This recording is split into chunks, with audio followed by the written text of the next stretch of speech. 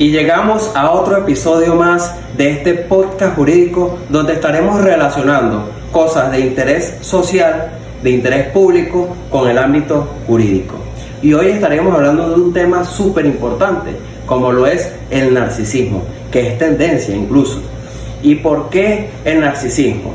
Porque lo están tratando solamente como un tema psicológico. Y no es solo un tema psicológico, también es un tema jurídico, porque se constituye un delito cada vez que alguien despliega conductas narcisistas, configura delitos y se está normalizando una situación que es y está establecida en las leyes y en los códigos penales de todos nuestros países.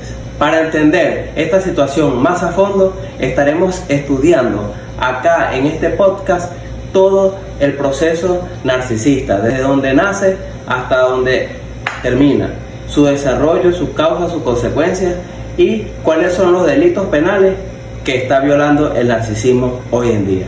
Quédate con nosotros para que juntos descubramos esta situación y podamos llevar el mensaje no solamente a nuestros amigos y familiares, sino a todo el mundo. El narcisismo es una patología, es un desorden de la personalidad, es un trastorno de la conducta que quieren normalizar y no es así. Piensan que el narcisista es una característica de una personalidad específica. Cuando dicen, no, él es así, no, ella es así. No es una característica de una personalidad, no es un rasgo característico de la conducta. Es una patología, es un trastorno que configura un delito tal como los que cometen delitos de robo, de hurto, de asesinato, de extorsión, de secuestro, de violación, etcétera, etcétera. Es un delito más, menor al que he nombrado, pero delito al fin. Y ninguno de nosotros está exento de esta situación. De hecho, estamos más cerca de un narcisista de lo que pensamos. Dicen los estudios que de cada 100 personas, 3 son narcisistas, es decir, un 3% de la población tiende a tener conductas narcisistas. Podemos estar frecuentando con un narcisista en la escuela, podemos estar frecuentando con un narcisista en el trabajo, incluso en el núcleo familiar, incluso más allá aún. Nosotros mismos podemos ser narcisistas y aún no lo sabemos.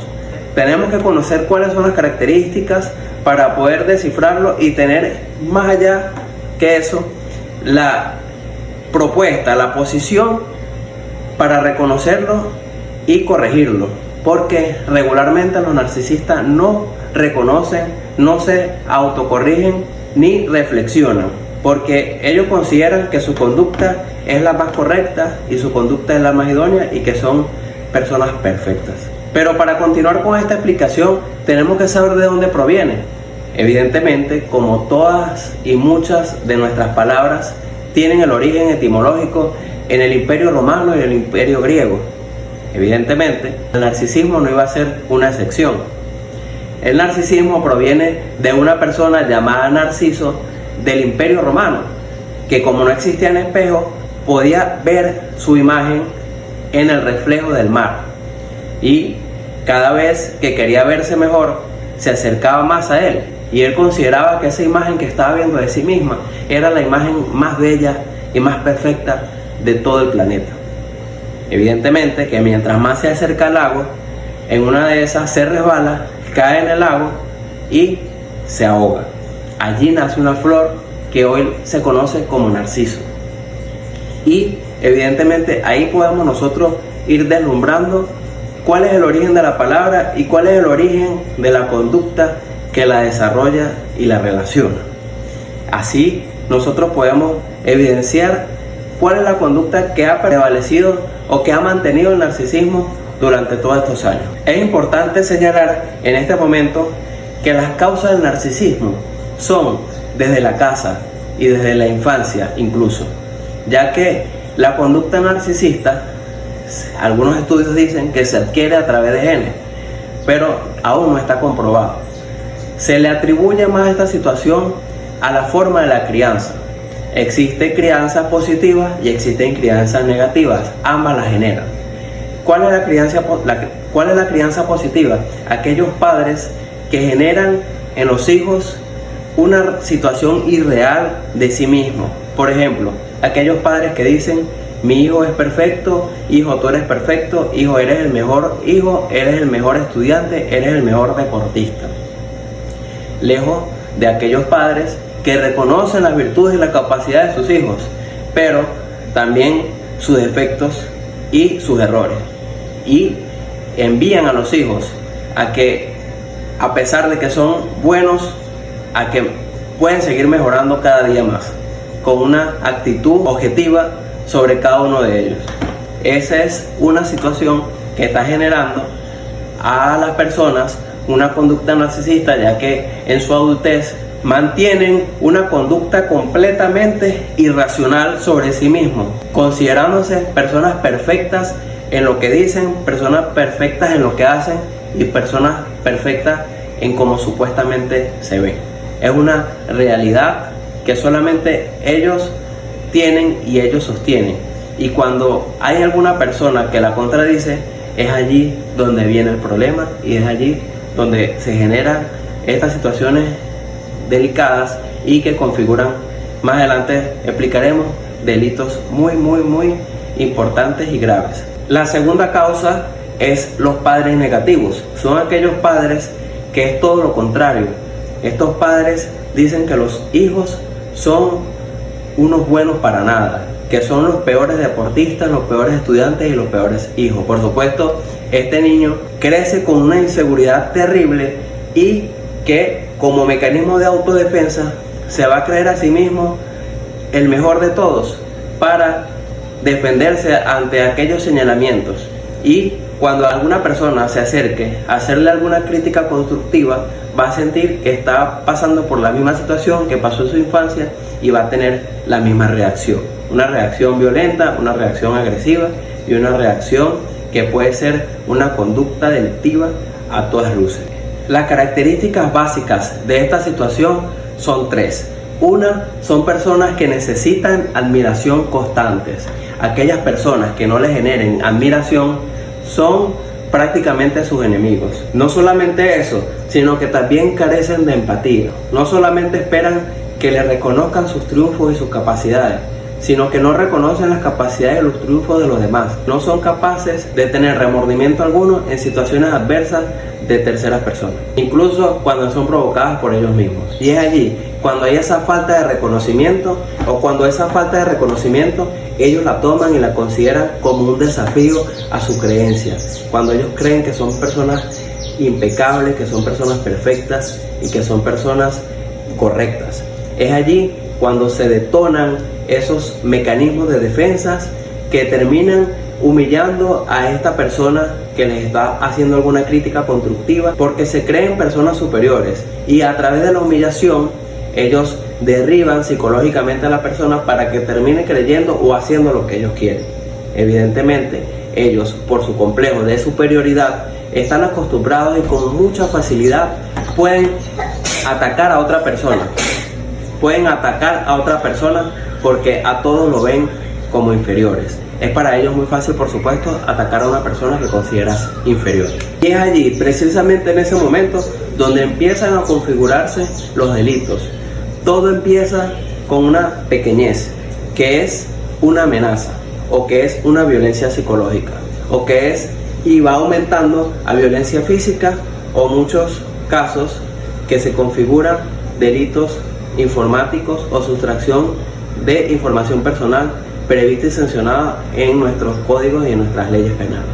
Todo inicia cuando hay un tercero desafiante que dice: un momento, las cosas no son así, la realidad es esta o es aquella, estás equivocado. Es allí donde la personalidad agresiva del narcisista detona y viene la agresión.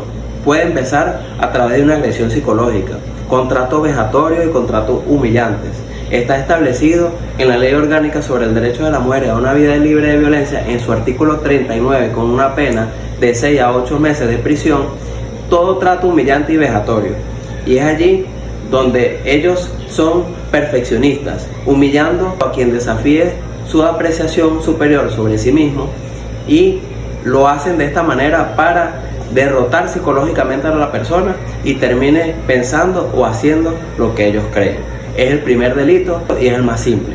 Pero luego la violencia, siempre con tendencia hacia arriba, empieza a empeorar cuando el tercero no reconoce, a pesar del trato humillante, la superioridad del narcisista, y este se vuelve más agresivo, y viene la parte peor, que es cuando la violencia psicológica pasa a ser una amenaza. Si sigues pensando de esa manera, o si sigues diciéndome esto o aquello o lo otro, voy a hacer esto, o voy a actuar de aquella manera, o te voy a hacer un daño en específico. Ahí la violencia pasa de ser una simple violencia psicológica a ser una amenaza contundente.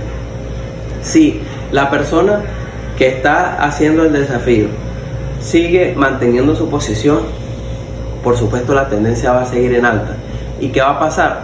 Bueno, después viene la violencia física, viene el maltrato, viene el empujón o viene la bofetada.